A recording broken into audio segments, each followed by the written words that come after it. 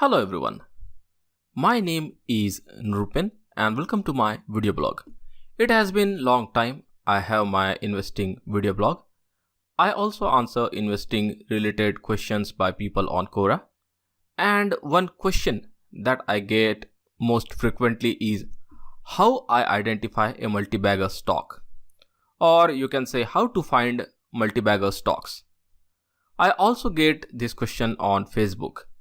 Since there is huge demand for this question, I have finally decided to answer it. So how I identify multi-bagger stocks? Well, the answer is I don't. No one can identify multi-bagger stocks because no one can see the future. We just buy stocks that fit some technical or fundamental criteria and some of them just become multi-baggers. Think like this. If I would be really able to identify multi-baggers with pinpoint accuracy, then I would have taken truckload of loan from bank and would have placed it in a stock that is supposed to multiply 10 times in a year. I would have become rich within a year.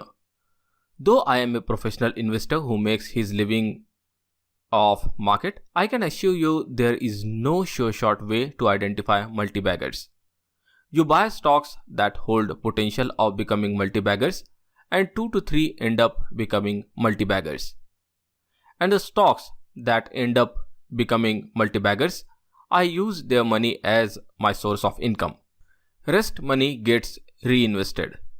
Though investing looks like lucrative career, it is difficult. You have to spend good amount of time to find stocks that hold potential and buy them at low risk. Unless low risk price arrives, you wait. If low risk price never arrives, you do not buy. Finally, you also have to wait for profits. And if you are someone like me who started his investing career with small amount, you have to go from cash crunch days.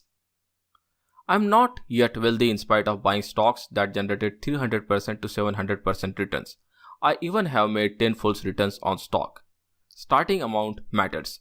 I hardly invest 30,000 to 50,000 per stock and number of stocks I prefer is 10. And when market conditions are bad, you do face hard time filling all 10 positions. And even if I make 5 times gains on any of my investment, it will only mean I had made only 1,50,000 rupees. On other hand, someone who will make only 10% profit on 20 lakh rupees will easily beat my profit. It might take me years to catch up to them, even if I consistently make 100% profit every year, which is least likely scenario. So keep in mind, starting amount matters and struggle to fill portfolio with good stocks is also real. Right now market is running bad and I have only 3 stocks in portfolio with the rest 7 positions being empty. So before you decide to start your career as investor, don't think that it's all cake and icing. I do trade sometimes, but I do trading only during times of cash crunch. The reason for that is I can either master trading or investing. And since my starting capital is less, mastering investing is most logical choice to make because it holds less risk than trading. The next question that I get most frequently is some XYZ stock good to hold for next 5 to 10 years? Well, I don't even know I will be alive or dead in next 5 years. How can I know future of any company? Just because a business is performing good today does not mean it is going to perform good in future. Markets are unpredictable. Investments and trades are made on probabilities, not certainties. People really confuse themselves in probabilities and predictability. They both are very different. Probabilities are calculated chances. Predictability is certainty of something to happen. Market moves are probable, not predictable. Market is unpredictable because while operating, a business and its stocks has to go from several different types of risk. Those risks includes systematic risk, aka market risk, business risk also known as bankruptcy risk, credit risk, interest rate risk, inflation risk, liquidity risk, social, political and regulatory risk, competition risk, risk from natural disasters, brand risk, import-export risk, and also risk due to funds managed by mutual funds and hedge funds. There may be even more types of risk, and they all can create negative impact on working of business as well as price of stock. Running a business successfully is not an easy task. Next question that I get most often is, should I buy XYZ company stock? To that my answer is, buying stock without investing plan is bogus idea. While buying stocks of business, you are supposed to know risk associated with bought business. Either it be technical risk or fundamental risk. You must have an idea about your risk. Because after you make your buying decision, this risk needs to be monitored and managed. If you don't know risk associated with your investment, you cannot manage it. While buying stocks, I buy stocks which hold similar kind of risk so that I can manage risk easily. So what kind of risk you are willing to manage, that needs to be decided before you pick your business. Are you willing to manage earning risk, survival risk or asset risk? Based on it, you have to select stocks. You can manage any one type of risk. Therefore, you are expected to select stocks with similar risk. And it is important because based on it, your profit booking strategy and diversification plan will be designed. Next question that I get very often is, when should I sell my stocks? Again, answer is not simple. In case you are fundamental investor, you sell stocks when stock no longer satisfies your set criteria for good fundamentals. As technical investor, it depends on type of trend or what is happening right now on chart. You can also set one hard criteria for exit like price failing to make new resistance or price closing below 30-week EMA.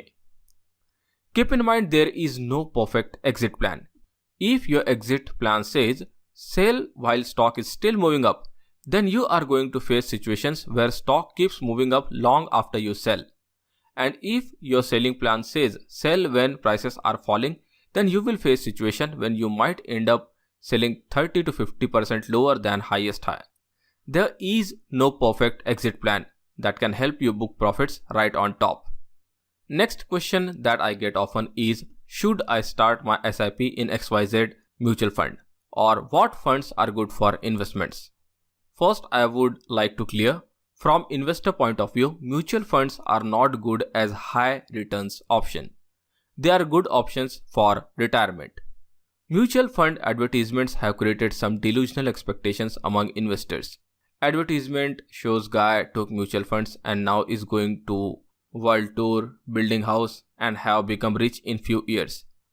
Take a note, even if you are a professional investor who can pull out 100% plus profit every year, the kind of lifestyle these ads show is not possible. Even the best mutual funds cannot deliver good returns in short term. Whenever any mutual fund ends up delivering over the top returns, just keep in mind that result is accidental. And why we can say that? Because that over the top return is not repeated next year or any other year after that. Mutual funds that end up showing 100% profit this year might end up showing -6% next year. A non-repeatable profit is not good option for SIP. Mutual funds deliver profits only in long run, and when I mean long run, I mean like 20 to 30 years minimum.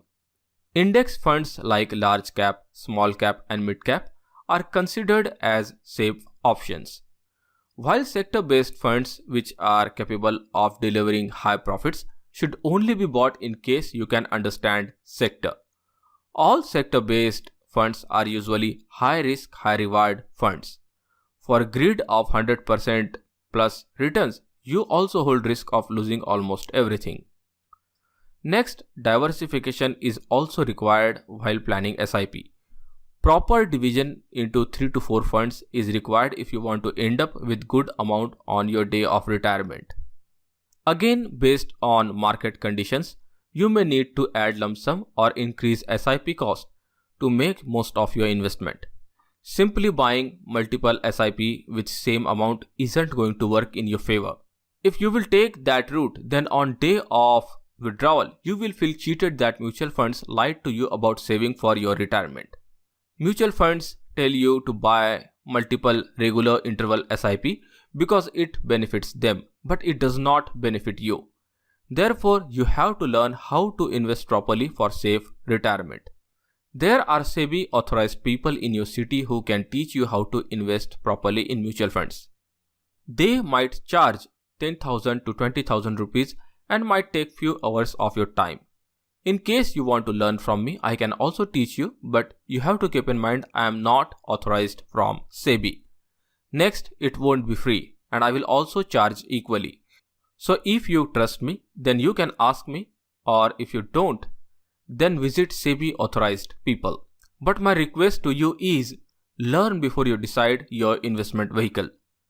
You guys opt not to learn because they charge you hefty fees. But keep in mind, big fees is charged because they know if you will try to do it by yourself, then most likely the day when you will withdraw your SIP, you might be withdrawing losses.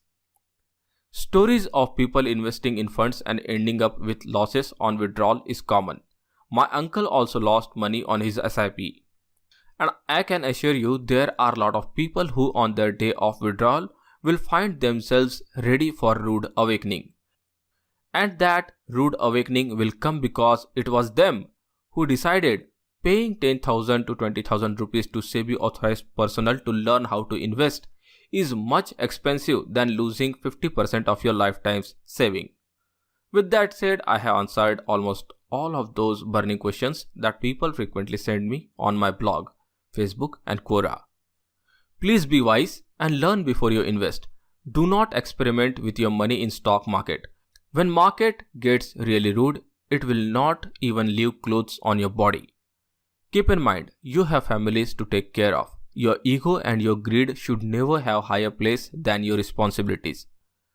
Finally, please do not post your telephone numbers in comment. It is not safe to share your number publicly online. I will delete all comments with telephone numbers. Once your comment gets deleted more than 2 to 3 times, YouTube will start seeing your comment as spam and rest of your comments will not appear afterwards. So please do not post your telephone number. I don't know why you are so interested to talk with me, especially looking at the fact I am antisocial.